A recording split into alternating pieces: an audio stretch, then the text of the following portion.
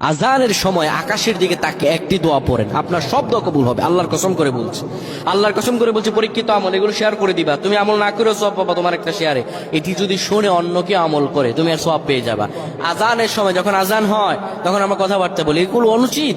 আপনি আজানের সময় আকাশের দিকে তাকিয়ে একটি দোয়া পড়বেন। এই দোয়াটি আমরা অনেকেই পারি। এখন বলবেন হুজুর কমন পড়ে গেছে দোয়া। আমরা অনেকেই আল্লাহ তাআলার কাছে এটা ওটা চাই, কিন্তু সঠিকভাবে চাইতে জানি না। সঠিকভাবে কোনো ব্যক্তি যদি চায় আমার আল্লাহ তাকে দয়া করবেন। আল্লাহ বলেন, বান্দা উদউনি আস্তাজিব লাকুম, আমার কাছে চাও আমি আল্লাহ সব দিয়ে দিব। সুবহানাল্লাহ।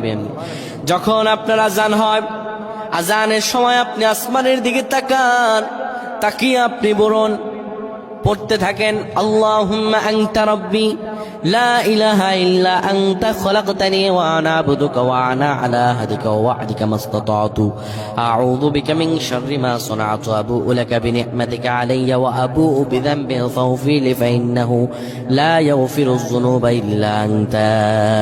এই সাইয়্যিদুল ইস্তিগফার আপনি পড়েন, ইনশাআল্লাহ আল্লাহ সব দোয়া কবুল করে আপনাকে কবুল আর মঞ্জুর করে নেবেন। পড়েন আল্লাহু আকবার।